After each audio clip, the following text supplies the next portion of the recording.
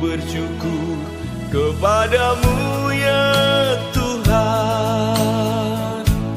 Ku memuji namamu ya Tuhan. Ku serahkan seluruh hidupku ini di dalam tangan-Mu Tuhan. Sobat yang berbahagia, jumpa lagi bersama saya Pendeta Dani Tetalei dalam acara COVID 5. Kami haus akan firman Tuhan 5 menit saja. Untuk itu sebelumnya marilah kita satu di dalam doa, kita berdoa. Bapa di surga, terima kasih kami ada lagi menghampiri kekudusan-Mu, seraya memanjatkan puji dan syukur, hormat dan sembah kami karena Tuhan sungguh luar biasa dalam perjalanan kehidupan kami. Bahkan ketika saat ini Bapa kami melangkah, kami percaya hanya Tuhan yang kami andalkan dalam perjalanan kehidupan kami. Karena itu, biarlah firman Tuhan yang selalu menguatkan kami untuk tetap kami berkarya bagi Tuhan, untuk kami melakukan segala aktivitas kami berdasarkan kasih dan kehendak Tuhan. Terpujilah Tuhan kita Yesus Kristus, firman yang hidup, kami berdoa. Amin. Pembacaan firman Tuhan saat ini terambil dari kitab Yakobus pasal 3. Yakobus pasal 3 ayatnya yang ke-9. Beginilah firman Tuhan. Dengan lidah kita memuji Tuhan Bapa kita, dan dengan lidah kita mengutuk manusia yang diciptakan menurut rupa Allah. Demikianlah firman Tuhan. Di dalam kehidupan kita, terkadang ada orang yang dengan sebuah tutur katanya menyenangkan, mengenakan, tetapi tanpa disadari ada orang juga yang dengan tutur katanya kurang mengenakan ataupun menyenangkan kita. Misalnya begini, saya senang bergaul sama dia, saya senang dekat sama dia, saya senang bersahabat dengan dia. Kenapa? Karena menurut saya orang itu dia sangat enak tutur katanya. Tutur katanya sangat lembut, penuh perhatian. Bahkan mungkin tidak pernah terdengar dia menyerang ataupun merendahkan orang lain, bahkan menyalahkan orang lain. Itu pengalaman saya ketika saya bersahabat dengan dia. Bahkan mungkin apa yang saya ceritakan tadi pernah dialami oleh Bapak Ibu, bahkan saudara-saudara semua. Saya juga tidak pernah menjadikan orang lain sebagai bahan gurauan. Dia justru senang mendukung dan menghargai.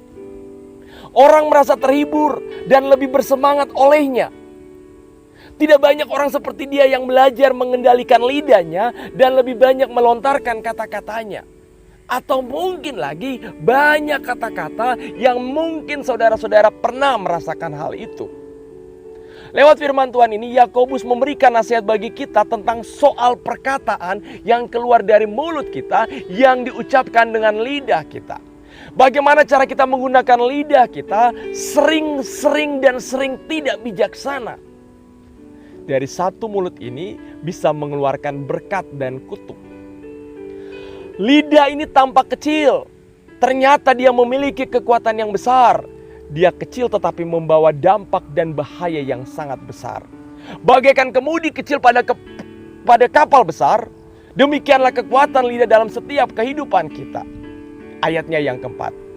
Namun daya rusaknya pun dahsyat, laksana api kecil yang sanggup membakar habis hutan, pada ayatnya yang kelima. Dan inilah manusia yang sering dan sulit untuk bisa mengendalikan lidahnya. Dia beranggapan bahwa dia hadir dalam setiap kehidupan orang di sekitarnya, pasti mendatangkan berkat dan sukacita, tanpa disadari dengan setiap perkataannya sungguh menyakitkan orang lain. Yakobus, dia pun mengemukakan sebuah pertentangan yang tidak masuk akal. Bagaimana mungkin mulut kita selalu pakai memuji dan membesarkan nama Tuhan, tanpa disadari berbarengan untuk menghina orang yang Tuhan ciptakan. Selaras dengan pemikiran Yakobus, kita seharusnya menghormati Tuhan dan menghargai sesama melalui perkataan kita.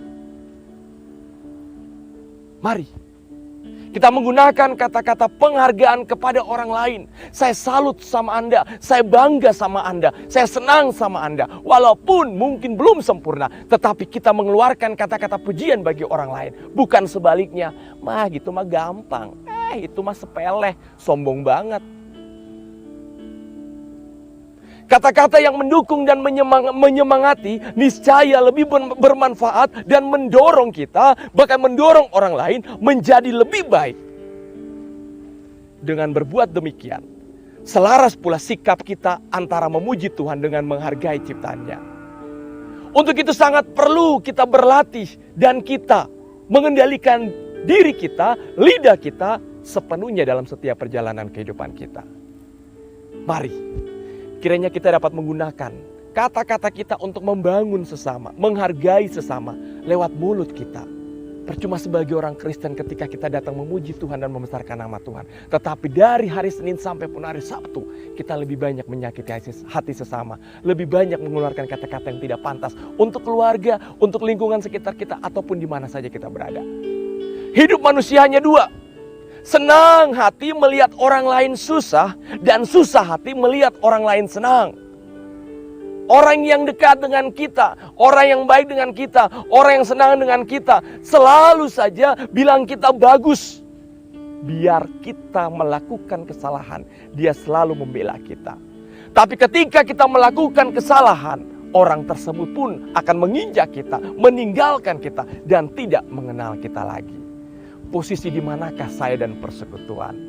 Karena itu, jadikanlah mulut kita untuk tetap memberkati orang, mengeluarkan kata-kata yang enak, dan selalu memuji dan membesarkan nama Tuhan. Ingat, jangan dengan mulut kita menyakiti hati sesama kita. Tuhan memberkati kita.